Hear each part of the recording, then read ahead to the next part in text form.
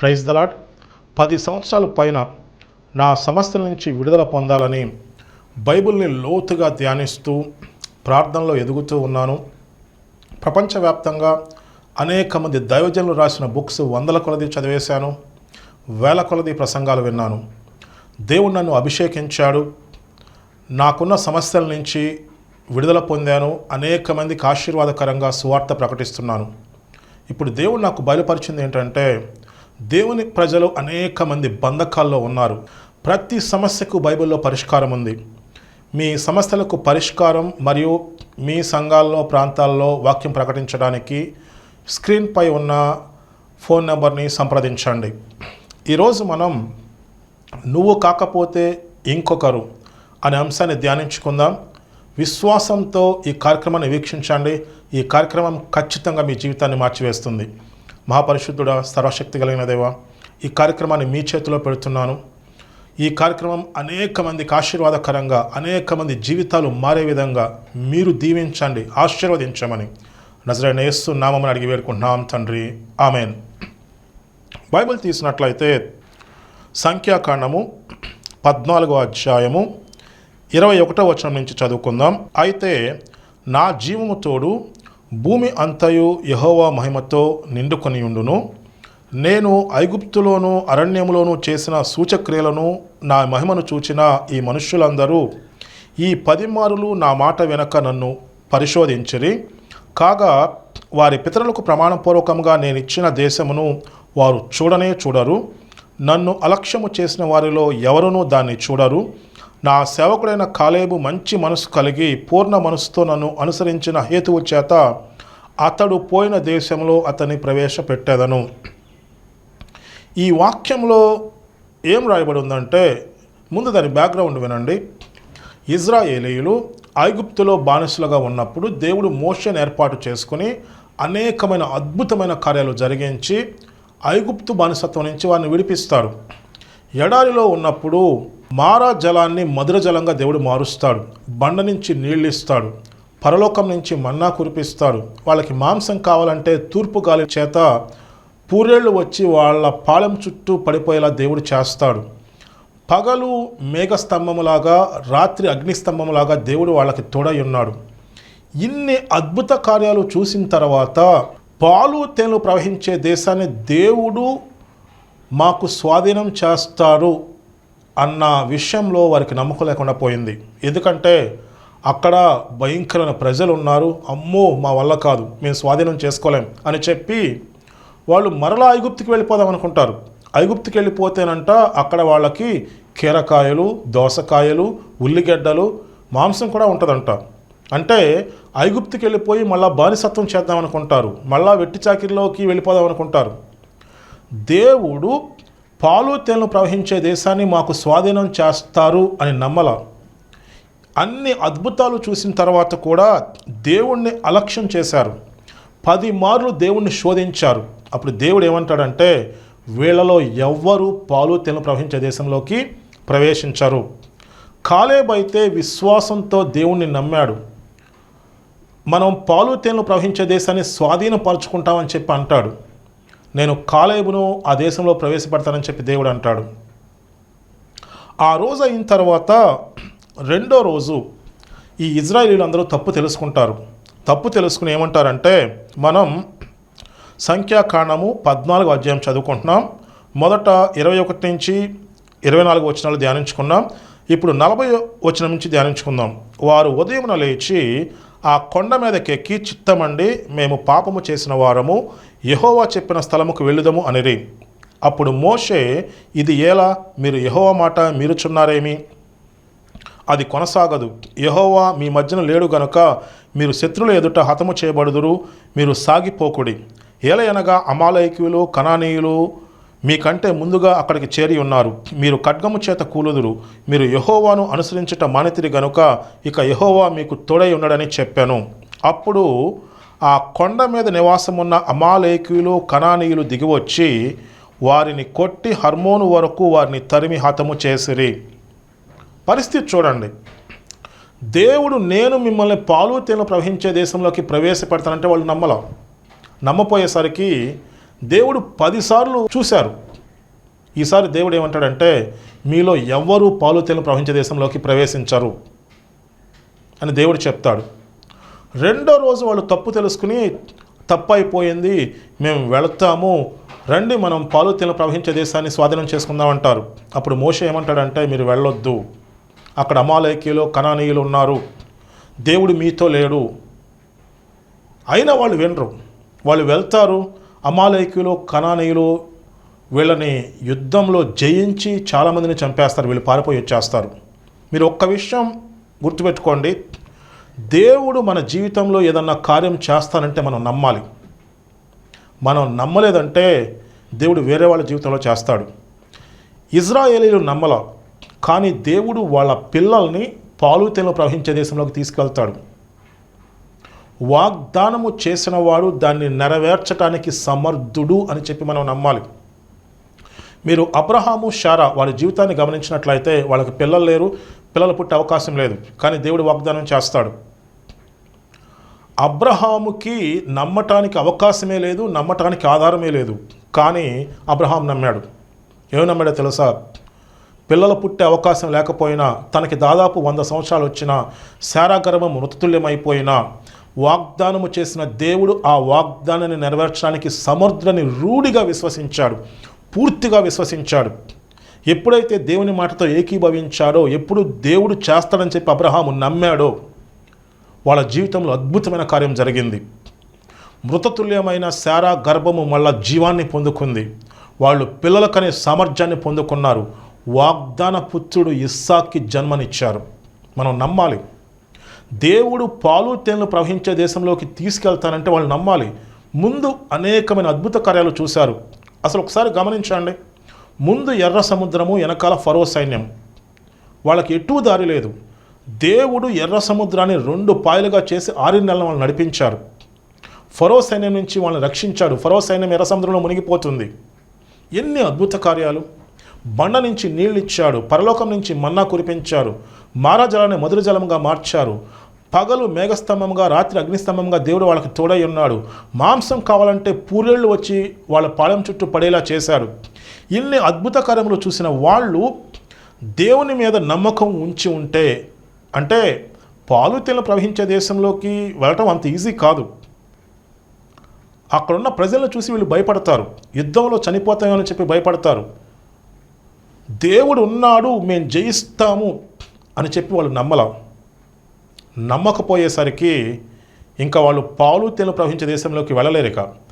దేవుడు ఉంటేనే మనం గొప్ప కార్యాలు చేస్తాం. దేవుడు సహాయంతోనే మనం అద్భుతమైన కార్యాలు చేస్తాం.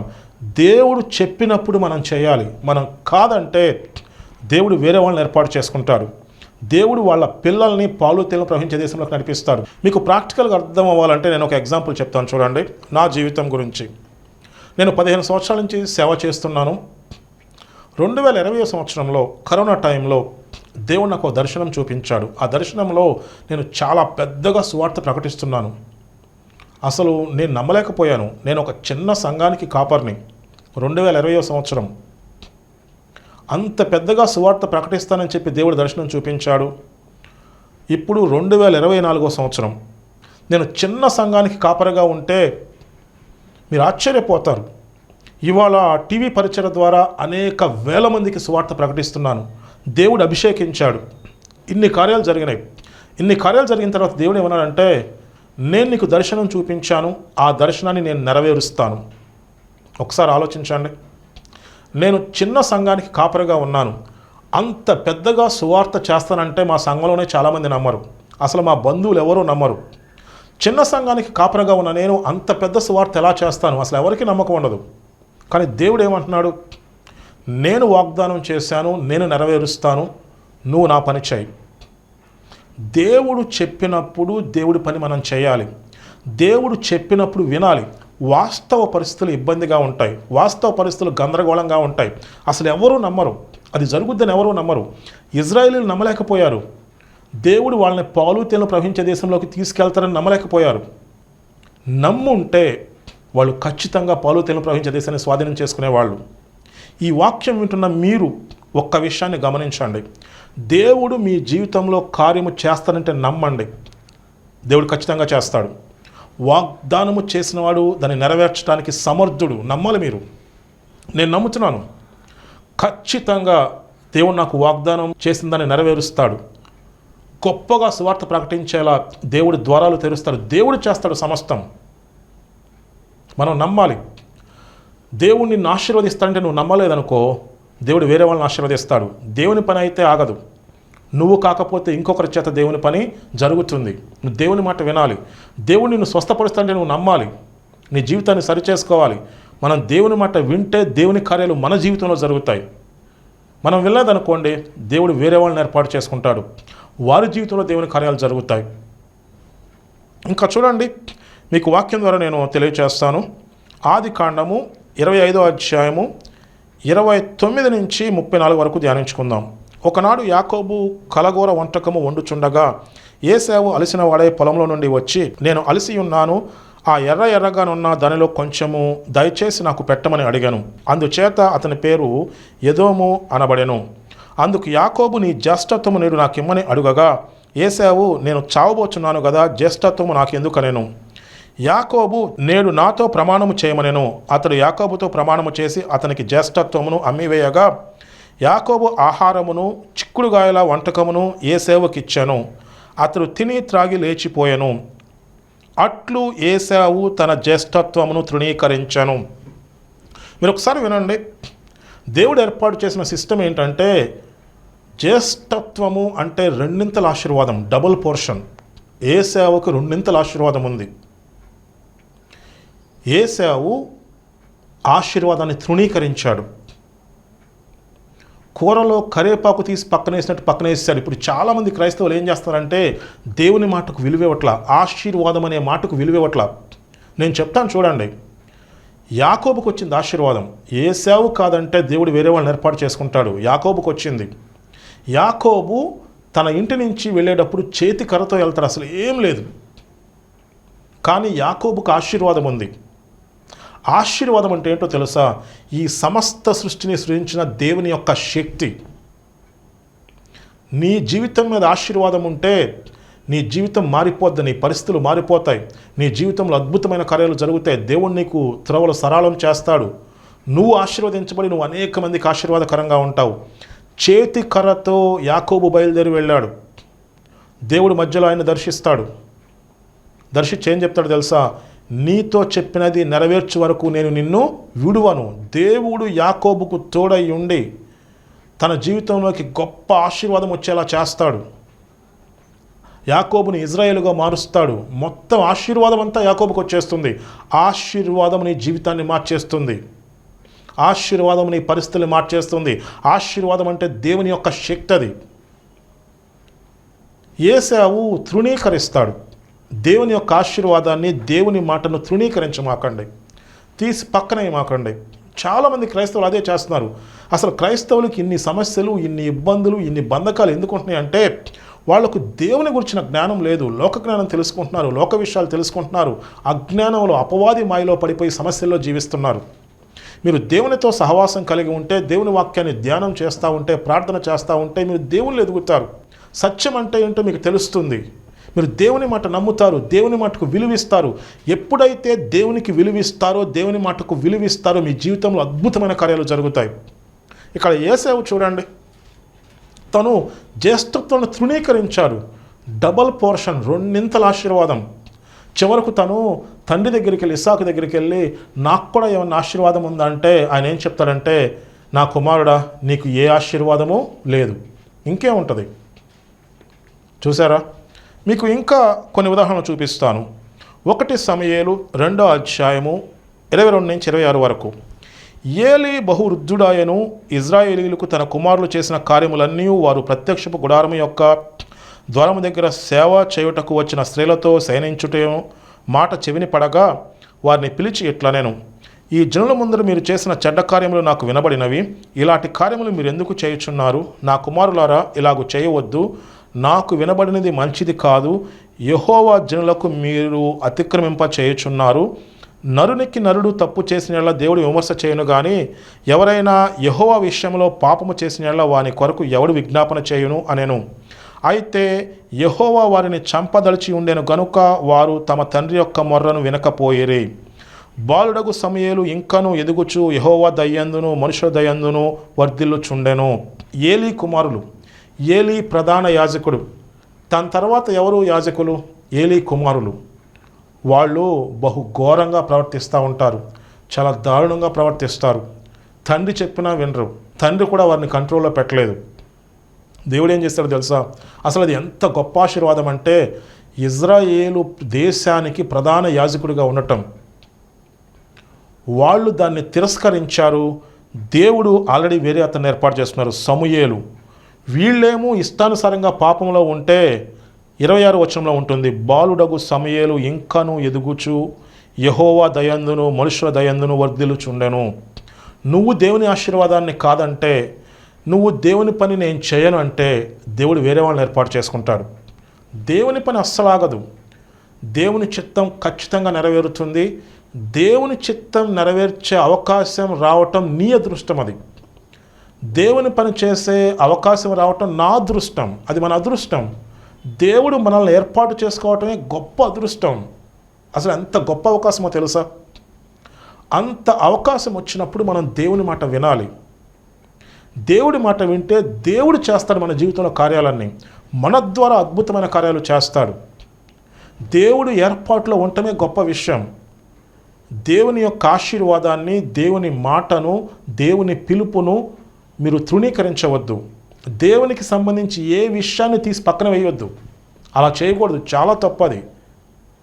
మనం దేవుని మాటకు విలువిస్తే, నమ్మితే, ఇక్కడ నమ్మటం చాలా ముఖ్యం. అబ్రహాము నమ్మాడు. వాగ్దానము చేసిన వాడు దాన్ని నెరవేర్చడానికి సమర్థుడు. దేవుడు నన్ను స్వస్థపరుస్తాడు, దేవుడు నన్ను ఆశీర్వదిస్తాడు, నేను దేవుని మాట వింటాను, నేను దేవుని చిత్తాన్ని నెరవేరుస్తాను, నేను దేవుని పనికి సపోర్ట్ చేస్తాను, నేనున్నది దేవుని చిత్తాన్ని నెరవేర్చడానికి. నువ్వు మంచి హృదయంతో ఉన్నప్పుడు ఖచ్చితంగా నీ జీవితంలో అద్భుతమైన కార్యాలు జరుగుతాయి. దేవుడు ఎదురు చూస్తున్నాడు. తన ఎడల యథార్థ హృదయము గల వారిని బలపరుచుటకై యెహోవా కనుదృష్టి లోకమందంతటా సంచారము చేయుచున్నది. నేను ఈ వాక్యం చెప్పడానికి ఒక రీజన్ ఏంటంటే, రైన్హార్డ్ బాంకే, నేను ఆయన సాక్ష్యం విన్నాను. ఒకసారి నేను చెప్తాను చూడండి. ఆయన తను యవన దశలో ఉన్నప్పుడు ఆఫ్రికాలో ఒక మిషనరీ సంస్థలో పనిచేస్తూ ఉండేవాడు. ఆ పని చేస్తున్నప్పుడు దేవుడు ఒక దర్శనం చూపించాడు. ఆఫ్రికా మొత్తం యేసు ప్రభు రక్తంతో కడగబట్టం. దేవుడు చెప్తాడు, నువ్వు ఆ పరిచర్య చేయాలని చెప్పి. తను మిషనరీ సంస్థలో పనిచేస్తూ ఇక దేవుడు చెప్పిన పని చేయాలని చెప్పి నిర్ణయించుకుంటాడు. మీటింగ్స్ కండక్ట్ చేయటం అవన్నీ చేద్దాం అనుకున్నప్పుడు ఆ మిషనరీ సంస్థ వాళ్ళు ఏమంటారంటే, నువ్వు ఎక్స్ట్రా ఏం చేయొద్దు, వేరే పనులు ఏం చేయొద్దు, మీరు చెప్పిందే చేయమంటారు. ఈ విషయంలో ఈ రైన్హార్డ్ బాంకేకి చాలా కన్ఫ్యూజన్ అనమాట. తను ఉపవాస ప్రార్థన చేద్దాం అనుకుంటారు. తను ప్రార్థన చేస్తున్నప్పుడు దేవుడు ఒక విషయాన్ని బయలుపరుస్తాడు. నువ్వు కాకపోతే నేను ఇంకొకరిని ఏర్పాటు చేసుకుంటాను. వెంటనే రైన్హార్డ్ బాంకే వెళ్ళి ఆ మిషనరీ సంస్థకి రిజైన్ లెటర్ ఇస్తాడు. తను ఆ మిషనరీ సంస్థ వాళ్ళు పోషిస్తున్నారు, ఈయన దేవుని పని చేస్తున్నప్పుడు వాళ్ళే పోషిస్తున్నారు. ఇప్పుడు వాళ్ళ మాట కాదంటే తన ఉద్యోగం పోద్ది, అంటే తనకి వచ్చే డబ్బులు పోతాయి, తన దగ్గర ఏమీ లేదు. కానీ రైన్హార్డ్ బాంకే దేవుని మాట విని, దేవుడు ఏం చెప్పారో తెలుసా? నువ్వు కాకపోతే నేను ఇంకొకరిని ఏర్పాటు చేసుకుంటాను. దేవుని మాట విని ఆ మిషనరీ సంస్థకి రిజైన్ లెటర్ ఇచ్చేస్తాడు. ఇప్పుడు రైన్హార్డ్ బాంకే దగ్గర ఏమీ లేదు. ఏమీ లేకపోయినా దేవుని మాట విన్నాడు. ఎంత గొప్ప సువార్త చేశారో తెలుసా? మోడర్న్ హిస్టరీలో బిల్లీ గ్రామ్, రైన్హార్డ్ బాంకే చాలా గొప్ప సువార్త. అసలు ఎన్ని లక్షల మందికి సువార్త ప్రకటించారో లెక్కే లేదు. దేవుని మాట వింటే అలా ఉంటుంది. అలా వినకుండా అమ్మో ఆ మిషనరీ సంస్థకి నేను రిజైన్ లెటర్ ఇచ్చేస్తే నా పరిస్థితి ఏంటి, దేవుడు చెప్తుంది జరుగుద్దా లేదా అనుకున్నారనుకో, ఎవరికి నష్టం? దేవుని పని అయితే జరుగుద్ది, దేవుడు వేరే అతన్ని ఏర్పాటు చేసుకుంటారు. నష్టం ఎవరికంటే దేవుని పిలుపు కోల్పోయిన వారికి నష్టం. ఏ విషయమైనా సరే, అది చిన్న చిన్న విషయమైనా సరే మీరు నమ్మండి. నమ్మలేదంటే మీరు కాకపోతే దేవుడు వేరే వాళ్ళకి చేస్తాడు. మీరు నమ్మకపోతే వేరే వాళ్ళ జీవితంలో దేవుని కార్యం జరుగుతుంది. మీకు ఇంకొక ఉదాహరణ చూపిస్తాను చూడండి. సౌలు దేవుని మాట వినలేదు. దేవుడు దావీదుని ఏర్పాటు చేసుకున్నారు. 1 సమూయేలు 15వ అధ్యాయము 10వ వచనం, 11వ వచనం, 24వ వచనం నేను చదువుతాను చూడండి. అప్పుడు యెహోవా వాక్కు సమూయేలునకు ప్రత్యక్షమై ఇలాగు సెలవిచ్చెను, సౌలు నన్ను అనుసరింపక వెనుక తీసి నా ఆజ్ఞలను గైకొనకపోయాను గనుక అతన్ని రాజుగా నిర్ణయించినందుకు నేను పశ్చాత్తాపడుతున్నాను. అందుకు సమూయేలు కోపావేశుడై రాత్రి అంతా యెహోవాకు మొరపెట్టుచుండెను. 24వ వచనం, సౌలు జనులకు జడిసి వారి మాట వినినందున నేను యెహోవా ఆజ్ఞను నీ మాటను మీరి పాపము తెచ్చుకుంటిని. ఒక నార్మల్ పర్సన్ సౌలు, ఇజ్రాయేల్ ప్రజలు రాజు కావాలంటే ఒక మామూలు వ్యక్తిని తీసుకొచ్చి దేవుడు రాజుగా చేస్తాడు. దేవుడు చేసింది, ఆయన రాజు అయ్యాడంటే దేవుడు రాజుగా చేశాడు కాబట్టి ఆయన రాజు అయ్యాడు. రాజు అయిన తర్వాత ఈయన ప్రజల్ని మెప్పించడం కోసం దేవుని మాట వినలేదు. జాగ్రత్తగా వినండి, ఈ మాట చాలా ప్రాముఖ్యం. 1 సమూయేలు 15:24, సౌలు జనులకు జడిసి వారి మాట వినినందున నేను యెహోవా ఆజ్ఞను నీ మాటలను మీరి పాపము తెచ్చుకుంటేనే. జనులకు భయపడిపోయి జనుల మాట విన్నందువల్ల యెహోవా ఆజ్ఞ మీరాడు. నీ మాట అంటే ప్రవక్త అయిన సమూయేలు చెప్పిన మాట కూడా వినలా. సమూయేలు దేవుని మాట చెప్పాడు, ఆయన పాపం తెచ్చుకున్నాడు. దేవుడు చెప్పిన మాట వినలా. ప్రజలకు ఏదో చేద్దామనుకున్నాడు, ప్రజల దగ్గర మెప్పు పొందుదామనుకున్నాడు.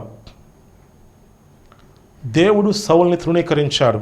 దేవుడు ఆల్రెడీ రీప్లేస్మెంట్ ఏర్పాటు చేశాడు. ఆ రీప్లేస్మెంట్ ఎవరంటే దావీదు. సమూయేలు ప్రవక్త ద్వారా అభిషేకం పొందుతారు. దేవుని యొక్క ఆత్మ దావీదు మీదకి బహుబలముగా దిగి వస్తూ ఉంది. అప్పటి నుంచి అడవిలో దేవుణ్ణి స్తుతిస్తూ దేవుణ్ణి గణపరుస్తూ గొర్రెలను కాచుకుంటూ తను ఉన్నాడు. గొర్రెలను ఎత్తుకుపోవటానికి ఎలుగుబంటి సింహం వచ్చినప్పుడు ఆయన ఏం చేస్తాడు తెలుసా? పోతే పోయిందని వదిలేలా, ఒక గొర్రెగా పోయిందని వదిలేలా. ఆయన ఆ సింహమును ఎలుగుబంటును తరిమి గొర్రెను విడిపిస్తాడు. ఆ సింహము ఆయన మీదకి తిరగబడినప్పుడు గడ్డం పట్టుకుని మరీ చంపేస్తాడు. బైబిల్లో రాయబడి ఉంది. అంటే దేవుడు తనకు అప్పగించిన బాధ్యతను ఆయన సక్రమంగా చేస్తాడు. దేవుడు ఏమనుకుంటాడంటే గొర్రెలను జాగ్రత్తగా కాశాడు, రేపు ఇజ్రాయేల్ దేశాన్ని దావీదు చేతిలో పెడితే జాగ్రత్తగా చూసుకుంటాడు. గొర్రెల కాపరిని తీసుకొచ్చి దేవుడు రాజుగా చేస్తాడు. దేవుడు ఏదైనా వాగ్దానం చేశాడంటే దాన్ని నెరవేర్చడానికి సమర్థుడు. ఆ విషయాన్ని మనం నమ్మాలి. నమ్మకపోవటం వల్ల చాలామంది దేవుని కార్యాలు కోల్పోతున్నారు. దేవుడు ప్రతి ఒక్కరి పట్ల గొప్ప ఉద్దేశాలు కలిగి ఉన్నారు. నువ్వు దేవుడిని అంగీకరించావా? నువ్వు రక్షణ పొందావా? ఈ భూమి మీద నువ్వు వ్యర్థంగా జీవితాన్ని గడపడానికి లేవు. దేవుడు నీ పట్ల గొప్ప ఉద్దేశాలు కలిగి ఉన్నాడు. దేవుడు నీ పట్ల గొప్ప ప్రణాళిక కలిగి ఉన్నాడు. అది ఎట్లా తెలుస్తుందంటే నువ్వు దేవునితో సహవాసం కలిగి ఉండి నువ్వు వాక్యం చదువుతూ ప్రార్థన చేస్తూ దేవుని ఎదుగుతూ ఉంటే, నువ్వు దేవుని చిత్తాన్ని నెరవేర్చడానికి ఇష్టపడితే, నువ్వు దేవుని పని చేయటానికి లేక దేవుని పనికి సపోర్ట్ చేయడానికి ఇష్టపడితే నీ పట్ల ఉన్న గొప్ప ఉద్దేశాన్ని దేవుడు బయలుపరుస్తాడు. బయలుపరచడమే కాదు, దేవునికి ట్రైనింగ్ ఇస్తాడు. ట్రైనింగ్ ఇవ్వటమే కాదు, నీ జీవితంలో గొప్ప కార్యాలు చేస్తాడు. నీ ద్వారా భూమి మీద దేవుని చిత్తం నెరవేర్చబడుతుంది. నువ్వు దేవుని మాట వింటే చాలు, నువ్వు దేవునికి అందుబాటులో ఉంటే చాలు. నువ్వు దేవుని మాట విని దేవునికి అందుబాటులో ఉంటే, నువ్వు దేవుడు చెప్పింది చేయటానికి ఇష్టపడితే, నువ్వు దేవుడు చేస్తాడని నమ్మితే చాలు, నీ జీవితంలో అద్భుతమైన కార్యాలు జరుగుతాయి. నీ ద్వారా భూమి మీద దేవుని చిత్తం నెరవేర్చబడుతుంది. అంతేగాని నా జీవితం ఇంతే, నా పరిస్థితులు ఇంతే, నేనేం చేయగలను అట్లా అనమాకండి. అజ్ఞానంలో జీవించొద్దు. చాలామంది క్రైస్తవులు దేవుని జ్ఞానం లేక నశించిపోతున్నారు. నా జనులు జ్ఞానము లేని వారై నశించిపోచున్నారు. మనం జీవితంలో గొప్ప కార్యాలు పొందుకోవాలంటే ఖచ్చితంగా దేవుని జ్ఞానం మనకు ఉండాలి. యెహోషువ ఇజ్రాయేలీల్ని పాలు తేనెలు ప్రవహించే దేశంలోకి నడిపించాలి. అలా నడిపించాలంటే దేవుడు ఏమంటాడో తెలుసా? దివారాత్రములు ధర్మశాస్త్రాన్ని ధ్యానించమంటారు. అలా నువ్వు ఆ ధర్మశాస్త్రాన్ని ధ్యానించినట్లయితే నీ మార్గాన్ని వర్ధిల్ల చేసుకుని చక్కగా ప్రవర్తిస్తావు అని చెప్పి బైబిల్లో రాయబడి ఉంది. యెహోషువ గ్రంథం 1:8 వచనం. యెహోషువ చేయాల్సింది ఏంటి? దివారాత్రములు దేవుని మాటలు ధ్యానించాలి. దాంట్లో నుంచి కుడికి కానీ ఎడమకు కానీ తొలగకూడదు. అప్పుడు ఏమవుతుందంటే తనలో విశ్వాసం పెరుగుతుంది, దేవుని శక్తి తన జీవితంలో పనిచేస్తుంది. ఎప్పుడైతే తను దేవుళ్ళు ఎదుగుతాడో, నువ్వు ఈ పని చేయమంటే యెహోషువ ఆ పని చేస్తాడు. అలా కాకుండా యెహోషువకి దేవుని మాటలు అసలు ఏం తెలియవు, ఆయనకి లోక జ్ఞానం ఉంది. దేవుడు నువ్వు ఈ పని చేయమంటే యెహోషువ చేస్తాడా? చేయడు, నమ్మకం ఉండదు. చాలామంది క్రైస్తవులు మీరు దేవుని పనికి ఇవ్వండి అంటే ఇవ్వరు, ఎందుకంటే వాళ్ళకి నమ్మకం లేదు. మీరు ప్రార్థన చేయండి అంటే చేయరు, వాళ్ళకి నమ్మకం లేదు. లోక జ్ఞానం మీరు తెలుసుకుంటా ఉంటే అసలు మీకు విశ్వాసమే ఉండదు. అపవాది మిమ్మల్ని ట్రాప్లో ఉంచేస్తాడు. మీరు లోక జ్ఞానం తెలుసుకుని అపవాది మాయలో ఉండి మీకు విశ్వాసం లేకుండా అనేకమైన సమస్యలు, ఇబ్బందులు, గందరగోళంలో జీవిస్తూ ఉంటారు. అయ్యో నేను దేవుని నమ్మాను, నా పరిస్థితి ఎలా అయిపోయిందంటే అనుకుంటా ఉంటారు. దేవుని జ్ఞానం లేదు కాబట్టి మీ పరిస్థితి అలా అయిపోయింది. మీరు జీవితంలో గొప్ప కార్యాలు జరగాలంటే దేవుని ద్వారానే జరుగుతాయి. దేవుని ద్వారా గొప్ప కార్యాలు జరగాలంటే దేవుని వాక్యాన్ని ధ్యానించాలి. దేవుని వాక్యాన్ని ధ్యానించినప్పుడే మీరు దేవునితో ఏకీభవిస్తారు. మీ హృదయంలో దేవుని మాటలు ఉంటాయి. దేవుడు ఎలా పనిచేస్తాడో మీకు తెలుసు. మీరు లోతైన విషయాలు వాక్యంలో తెలుసుకుంటారు, మీకు విశ్వాసం వస్తుంది. ఎప్పుడైతే మీరు దేవునిలో ఎదుగుతారో, ఎప్పుడైతే మీరు దేవునిలో బలపడతారో, ఎప్పుడైతే మీరు విశ్వాసంలో బలపడతారో అప్పుడు దేవుడు మీతో మాట్లాడతాడు, నువ్వు ఇది చేయి అంటారు. అది ఎటువంటి పనైనా మీరు చేయడానికి సిద్ధపడతారు. ఎందుకంటే మీకు దేవుని మీద విశ్వాసం ఉంది. మీరు చేయటానికి సిద్ధపడినప్పుడు దేవుడు ఆ పని చేస్తాడు. ఇజ్రాయేలీలు పాలుతెలను ప్రవహించే దేశంలోకి వెళ్ళాలి. వాళ్ళు వెళ్ళటానికి ఇష్టపడితే, దేవుణ్ణి నమ్మితే, దేవుడు చేస్తాడని నమ్మితే దేవుడు వాళ్ళకి శత్రువుల మీద విజయం ఇస్తాడు. పాలుతెలను ప్రవహించే దేశాన్ని వాళ్ళకి ఇస్తాడు. నువ్వు నమ్మితే, దేవుడు చేస్తాడని నమ్మితే, నువ్వు దేవుని మాట వినటానికి ఇష్టపడితే నీ జీవితంలో స్వస్థత దేవుడు తీసుకొస్తాడు. నువ్వు నమ్మితే నీ జీవితంలోకి ఆశీర్వాదం దేవుడు తీసుకొస్తాడు. నువ్వు నమ్మకపోతే వేరే వాళ్ళకి జరుగుతాయి. దేవుని చిత్తం ఖచ్చితంగా నెరవేరుతుంది, నువ్వు కాకపోతే ఇంకొకరు. దేవుని ప్రణాళికలు ఉండటం గొప్ప అదృష్టం. దేవుని కార్యాలు పొందుకోవటం గొప్ప అదృష్టం. దేవుని మాటకు విలువ ఇవ్వండి, గొప్ప కార్యాలు పొందుకోండి. మిమ్మల్ని దేవుడు ప్రేరేపించినట్లయితే ఈ కార్యక్రమానికి ఆర్థికంగా సహకరించండి. స్క్రీన్పై క్యూఆర్ కోడ్ ఉంటుంది. నేను మీ గురించి ప్రార్థన చేస్తాను. మా పరిశుద్ధుడ, సర్వశక్తి కలిగిన దేవ, మీ పిలుపులో ఉండటం గొప్ప విషయం. అది ఎంత గొప్ప భాగ్యం నాయన. మీ ప్రణాళికలో ఉండటం గొప్ప అదృష్టం. అది మీరు ఒక మాట చెప్పారంటే మేము నమ్మాలి. వాగ్దానము చేసిన మీరు దాన్ని నెరవేర్చడానికి సమర్థులు. అబ్రహాము నమ్మాడు, నమ్మటానికి అవకాశం ఏమిటో నమ్మాడు. నమ్మినప్పుడు వారి జీవితంలో అద్భుతమైన కార్యం చేశారు. మేము నమ్మితే మా జీవితంలో అద్భుతమైన కార్యాలు చేస్తారు మీరు. మేము నమ్మాలి, మీ మాట ప్రకారం మేము నడుచుకోవాలి. మేము నమ్మితే మా జీవితంలో స్వస్థత, ఆశీర్వాదం, అద్భుతమైన కార్యాలు చేస్తారు. మా ద్వారా భూమి మీద మీ చిత్తాన్ని నెరవేరుస్తారు. తద్వారా మీ నామం మహిమపరచబడుతుంది. ఈ వాక్యం వింటున్న ప్రతి ఒక్కరిని జ్ఞాపకం చేసుకోండి దేవా. వాళ్ళు మీ మాట వినాలి, గొప్ప కార్యాలు పొందుకోవాలి, మీ చిత్తాన్ని నెరవేర్చాలి. ఈ కార్యక్రమానికి అనేక మంది ఆర్థికంగా సహకరించడానికి, స్పాన్సర్ చేయడానికి ప్రేరేపించండి. సహకరిస్తున్న వారిని దీవించండి. సమస్త మహిమ, ఘనత, ప్రభావం మీరే పొందమని నజరేయుడైన యేసు నామమున అడిగి వేడుకుంటున్నాం తండ్రి. ఆమేన్.